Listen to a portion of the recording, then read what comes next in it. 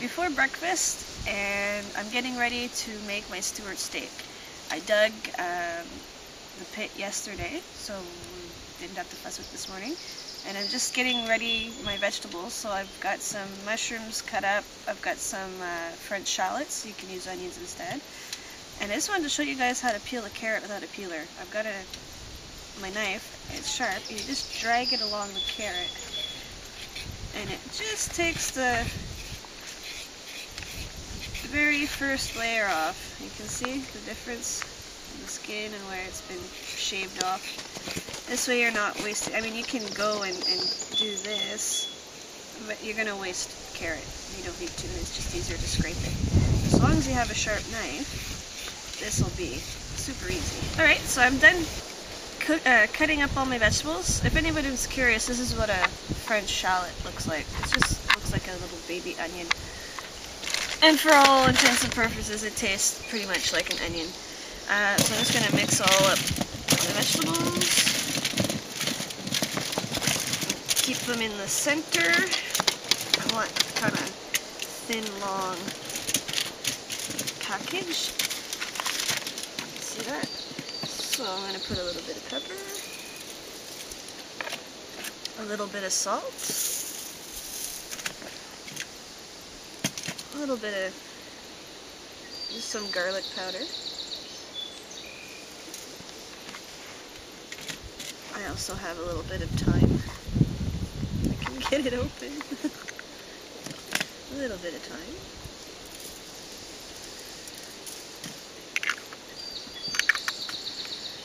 Now I'm gonna candy them, so welcome to the world's smallest honey bear. Some honey. These are just gonna get them all nice and caramelized. There we go. And some pats of butter. You don't have to put the butter, but it'll taste better, so I'm putting the butter. If you wanted, you could use garlic butter instead. For once, I didn't bring garlic butter with me. So now we're going to make a packet out of this. We're going to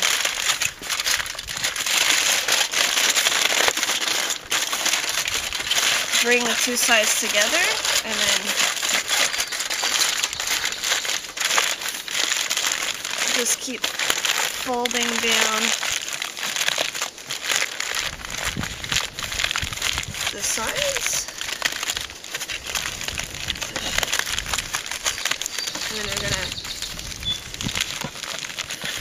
fold up the sides like that, fold it up like this, and this is a piece of tin foil left over from the pizza last night. Waste not, want not. So I'm gonna place the seam down and just do the same thing. And the reason why I placed the seam down is because you end up with a bigger piece, thicker foil. So I want it to be thick on each side, which will help protect the vegetables inside. And there we go. We got our packet of vegetables all ready to go. One side of the steaks seasoned. This is a tough cut of steak. It's from the shoulder area of the cow. Up here it's called blade steak. You can use any chunk of beef that would be good for braising. Something tough that likes a long, slow cooking time. So these are what I typically use. Let's flip them over and season the other side with some salt. Same thing as the vegetables, pretty much. Pepper. Pepper. Some onion powder, garlic powder. And you can put, you know, your favorite herbs and spices. And some thyme. Alright, so I have here a can of tomatoes, just diced tomatoes. And just cover the top of the steak with tomatoes. You try not to get too much of the juice, because they'll just make a mess. And you just cover the steak. And cover the top. And then after, you sprinkle blue cheese over it. If you really, it's amazingly good with the blue cheese. I know a lot of people would be squeamish about it. You could use goat cheese instead. And I know people are still squeamish about goat cheese, so you could use, I don't know, something like feta. You don't want something that's too melty. You can use sheep's cheese too, if you can find some, but that's a little bit difficult to find. But my favorite is the blue. The same thing that we did for the vegetables. I'm going to do it the same way because I don't want to tip it over and getting all the tomatoes on the bottom. So there we got our Stewart steak ready. So I've got a sidekick for scalloped potatoes, and I was supposed to bring little foil trays with lids to cook the vegetables and the scalloped potatoes in, but we were tight on room, and I guess I took them out of our bin. So we're gonna improvise in a pot. So I'm just gonna dump all that in. The recipe calls for a cup of milk, and I got this. It's not quite a cup. It's just shy, so I'm gonna put the milk in. And why not? I got a bunch of tomato juice, so I'm gonna pour some of that in. And there's a tomato leaf. So then you mix all this to get all the powder.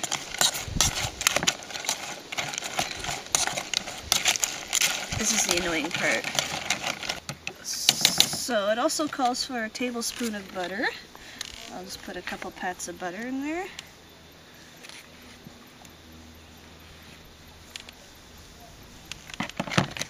Break them up and mix it in.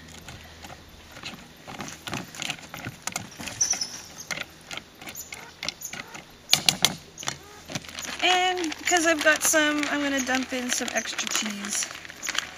It's just leftovers from pizza last night. It seems to have stuck on the side of the bag. You don't have to add the extra cheese. Even if you didn't have the butter, or even milk for that matter, I'm sure you could have used water and it would have turned out okay. Just the milk, the butter makes it richer, and well, the cheese just adds awesome factor. Okay, so those are good. Try to lay all the potato slices down flat. My dog upset a squirrel, now it's yelling at us.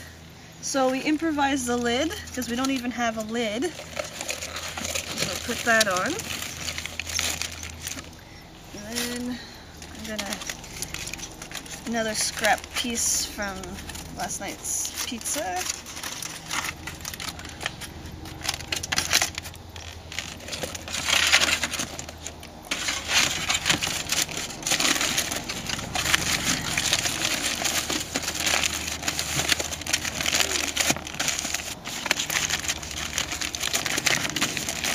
Like that.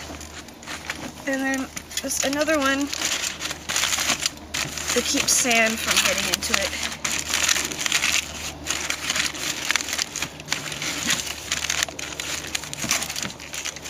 Curl it around the bottom. And like that. We have to be careful with it. We can't tip it over or anything, but it should be fine to cook like that. And now we're finally ready to get everything into the ground of it. So we dug the hole yesterday, and we put a rock in the bottom, a big flat rock. It's going to help as a heat sink. And I'm just going to put a little bit of sand around the edges. Just to fill in the holes. So I'm going to take a little bit of grass, just put it on the bottom.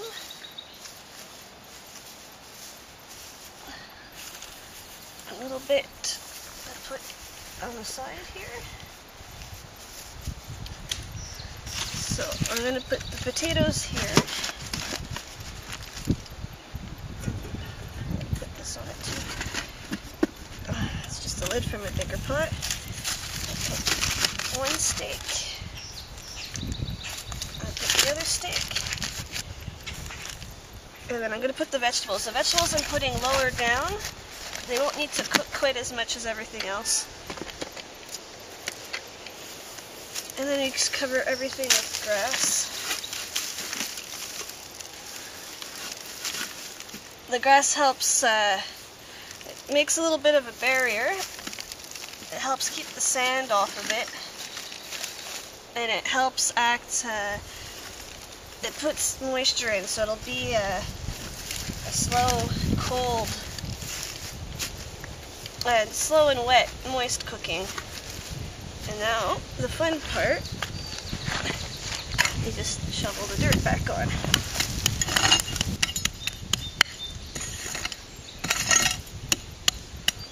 And now we're ready to build our fire. So we built the fire on top. You want to have a fire over the whole area that you have food in. And you don't want like a huge roaring fire, just something small with a lot of good coals, because the coals is what's going to heat up the sand underneath. Just light everything. So I'm gonna keep a fire going on this for about 4 hours, and then after the last hour I'm going to take the fire off and just let the sand cool, because it'll be too hot for us to dig out anyways, and the food will keep cooking with the residual heat inside. Alright, so the fire's been burning for about, I don't know, maybe an hour or so. We put big logs on it. The big logs help keep the heat down, because it's, you know, the wood is reflecting it back down. And every now and then when, you know, the flame gets a little sparse, just toss a couple pieces of bark in and it shoots back up like it is now. You don't have to use big logs like this if you can't find them. You can just keep a small fire, a spread out fire over the area that your food is buried. And just one thing to consider, the wind is blowing that way, so we're leaving the big butt of the log on this side of the fire, because if it was on that side, the fire would just travel down the log. So at 4 o'clock, we just moved aside all the embers and let it burn out. And it's 7 o'clock now. We could have opened it earlier, but we had a late lunch and we weren't hungry till now. So.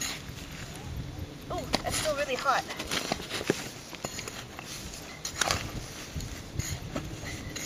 Oh, there's still a lot of heat in here. It's funny, as the dog has been pawing around,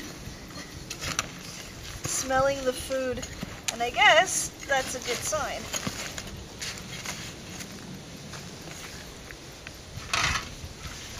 Oh, there's juices coming out, so that's a steak. Oh, I smell the carrots.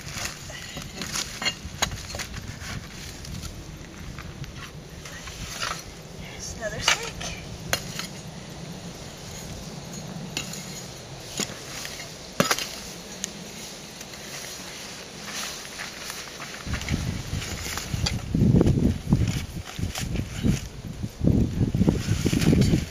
Oops. Those are the carrots. Oops.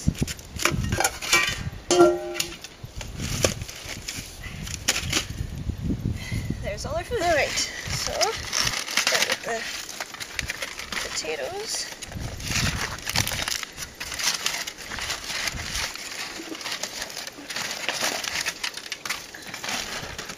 Oh. That's the thing I was most worried about. They look a little overcooked. That's okay. Now oh, these smell really good.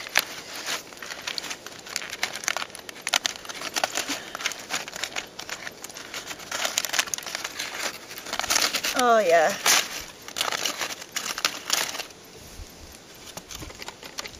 Oh, the carrots are still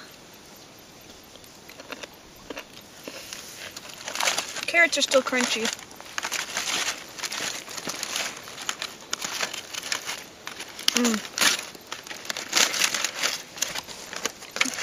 That looks awesome.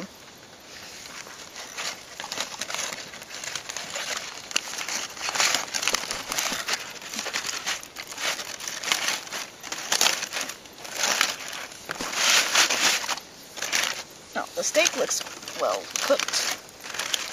Alright, we'll throw this together and see how it goes. Alright, so the vegetables shouldn't have been buried quite as deep. They're still very crunchy. Potatoes, I forgot I put tomato in them this morning, so they're actually fine. Perfectly cooked, and the meats just fall apart tender.